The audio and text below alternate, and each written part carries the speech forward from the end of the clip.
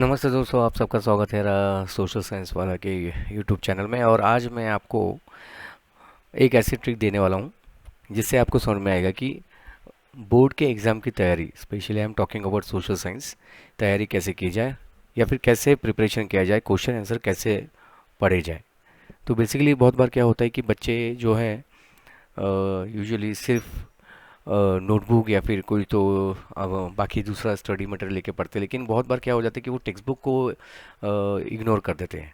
उनको बहुत बार ऐसा लगता है कि जो कोई क्वेश्चन आंसर जो बाकी स्टडी मटेरियल में दिया है वो ज़्यादा यूज़फुल रहेगा, उससे ज़्यादा उनको आंसर लर्न होंगे और उनको समझ में आएगा। लेकिन बहुत बार क्या हो जाता है कि बोर्ड एग्जाम में कुछ क्वेश्चन इस प्रकार के आ जाते हैं जो क्वेश्चन पढ़ने के बाद बच्चों को कम्प्लीटली बच्चे क्या हो जाते हैं, वो कंफ्यूज हो जाते हैं या फिर ऐसे कहूँगा कि वो ब्लैंक हो जाते हैं। उनको समझ में नहीं आता कि एक्चुअली ये क्वेश्चन में पूछा क्या क्या है या फिर यहाँ पे लिखना क्या है। अभी जैसे मैं सबसे पहले, और बहुत बार क्या होता है कि वो टेक्स्ट बुक इग्नोर कर देता है, तो यहाँ पे एक्चुअली अभी मैं आपको एक एग्जांपल दूंगा। ये भाई मेरे पास एक सीबीसी का एक सैम्पल पेपर जो मैंने वेबसाइट से लिया है, ठीक है। तो इसमें से मैं कुछ अभी आपको क्वेश्चन दिखाऊंगा और जो क्वेश्चन पढ़ने के बाद आपको रियली मालूम पड़ेगा कि ये एक्चुअली क्वेश्चन आते कैसे हैं और ये क्वेश्चन का आंसर लिखा कैसे जाता है और क्या है एक्चुअली। और इन सबको करने के लिए हमें क्या करना पड़ेगा, अगर आपको वो क्वेश्चन का आंसर आपको अच्छे से लिखना है तो what you have to do. तो सबसे पहले यहाँ पे क्वेश्चन एक आता है कि explain Frederic Sorrieu's dream in the context of democratic and social republics in France during 1848। So अगर अभी आप टेक्स्ट बुक अगर ठीक से पढ़ोगे तो टेक्स्ट बुक में ये डायरेक्टली ये टेक्स्ट बुक का कंटेंट यहाँ पे आप देख सकते हैं। इन 1848 Frederick Sorio, a French artist, prepares a series of four print visualizing his dream of world map of a democratic and social republic. So here exactly this particular statement is talking about this question whatever is asked here. So if you read this particular paragraph you will understand what was his dream about democratic and social republic countries. Okay, so similarly one more example is there. I would like to take it to an example. यहाँ पे analyse the ways through which people of different communities develop a sense of collective belonging in India. Now ये जो question है ये nationalism in India chapter से है। और यहाँ पे आप देखिए ये यहाँ पे देखिए आप ये जो आप और ये पैराग्राफ दिया है, देखिए हमने क्वेश्चन क्या पढ़ा था, analyse the ways through which people of different communities develop a sense of collective belonging in India. और यहाँ पे आप देखिए ये पैराग्राफ में स्टेटमेंट ऐसे दिया गया, how did the people belonging to different communities, regions और language groups develop a sense of collective belonging. तो देखिए इस प्रकार से टेक्स्ट बुक में बहुत सारे स्टेटमेंट होते हैं जिन स्टेटमेंट से डायरेक्टली क्वेश्चन बनता है। और बहुत बार क्या होता है, अगर हम टेक्स्ट बुक न पढ़ें, अगर if you do not read the text book, तो क्या हो जाता है कि वी डोंट अंडरस्टैंड कि यहाँ पे एक्चुअली लिखना क्या है या फिर what the context of question is all about, right. तो ये एक हो गया यहाँ पे एग्जाम्पल हमको देखने को मिल रहा है। उसके साथ और एक एग्जाम्पल दूंगा मैं आपको। देखिए क्वेश्चन यहाँ पे दिया गया।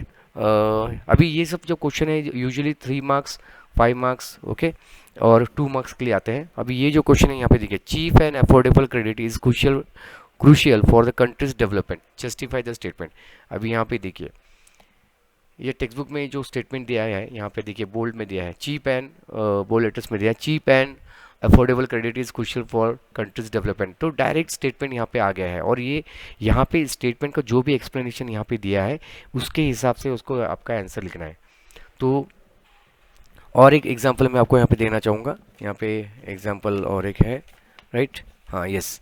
ये देखिए, the question of sustainability of development raises many fundamentally new issues about the nature and the process of development. अभी ये आप देखिए ये क्वेश्चन आया है कहाँ से, ये रिसोर्स एंड डेवलपमेंट चैप्टर से, सॉरी डेवलपमेंट चैप्टर से है। और यहाँ पे एक डायरेक्टली क्वेश्चन यहाँ दिखा है, the questions of sustainability of development raises many fundamentally new issues about the future and process, sorry nature and process of development. तो ये ओवरऑल इससे हमें क्या मालूम पड़ता है, if you read this particular paragraph you will get the answer of this. तो ये सब क्या होता है कि बहुत बार ऐसी चीज़ों को हम टेक्स्ट बुक में इग्नोर कर देते हैं। तो इन सबको हमको समझने के लिए या फिर इसका आंसर लिखने के लिए you have to go thoroughly with the textbook, okay. और टेक्स्ट बुक में जो भी अभी पैराग्राफ आप जब पढ़ रहे हो तो कोई भी पैराग्राफ पढ़ते समय जहाँ पे अगर आपको लगता है कि यहाँ पे इस पैराग्राफ में कोई क्वेश्चन बन सकता है, इमीडिएटली वहाँ पे आप क्वेश्चन मार्क डाल दीजिए, वहाँ पे देखिए, वहाँ पे क्वेश्चन, यहाँ पे एक क्वेश्चन बनेगा, और वहाँ पे अगर कोई पर्टिकुलर लाइन है जिससे क्वेश्चन आपका एग्जैक्टली बन सकता है, तो उसको अंडरलाइन कीजिए, उसको हाईलाइट कीजिए, और उसके बाद उसके नीचे जो भी पॉइंट्स दिए गए, जो भी कॉन्टेक्स्ट वहाँ पे दिया गया है, उसको आप अंडरलाइन करके वहाँ पे आप number 1, number 2 means point number 1, point number 2, point number 3, point number 4, point number 5, ऐसे आप लिख सकते हैं। अगर इस प्रकार से आप वेरी थोरोली हर एक चैप्टर की पढ़ाई करोगे, ओके, और हर एक चैप्टर को अच्छे से रिवाइज करोगे, रीड करोगे, और उसके स्टेटमेंट को अंडरलाइन हाईलाइट करके उसको क्वेश्चन मार्क बनाओगे, उसके बाद उसमें जो भी पॉइंट्स दिए गए उसको आप number 1, number 2, number 3 point wise करोगे, तो आपको हर एक चैप्टर का क्वेश्चन आंसर एकदम थोरो हो जाएगा। और लेट बोर्ड एग्जाम में अगर कहीं से भी क्वेश्चन आपको दिया गया है, तो वो आराम से आप कर सकते हो, और आपको कुछ भी क्वेश्चन समझने के लिए कोई भी ऐसे डाउट नहीं होगा कि ये क्वेश्चन कौन सा चैप्टर से है, या फिर यहाँ पे लिखना क्या है। ओके, तो इसके लिए सबसे ज़रूरी है, पहले आपको टेक्स्ट बुक ठीक से थोरोली रीड करना है। दूसरे बात, जहाँ पे भी आप रीड कर, जो भी पैराग्राफ रीड कर रहे हो, तो उस पैराग्राफ में कौन से क्वेश्चन है या कौन से स्टेटमेंट है जहाँ से क्वेश्चन बन सकता है, उसको आपको समझना पड़ेगा। उसके बाद उस स्टेटमेंट से रिलेटेड जो भी वहाँ पे आंसर दिए गए हैं, जो भी की नोट या की पॉइंट्स दिए गए हैं, उसको आपको हाईलाइट करना है, या फिर वहाँ पे नंबरिंग टेक्स्ट बुक में कर सकते हैं। अगर ये आप मेथड यूज़ करोगे, तो नो डाउट आपको बोर्ड में डेफिनेटली बहुत ही अच्छे रिजल्ट आएंगे। ठीक है, और यहाँ पे देखिए, और एक मैं एग्जांपल देता हूँ, development of this one, nationalism did not come about only through war and territorial expansion. अभी ये क्लियर स्टेटमेंट है। अगर ऐसा स्टेटमेंट आया और इसके आगे एक क्वेश्चन वहाँ पे डालेंगे, हमेशा वो ऐसे करेंगे, उसमें आगे हो सकता है कि वो लिखेंगे कि justify the statement, illustrate the statement, explain the statement. तो इस प्रकार के जो अगर क्वेश्चन कभी भी आते हैं स्टेटमेंट में, राइट, टेक्स्ट बुक में, तो वो हमेशा एक क्वेश्चन बन सकता है।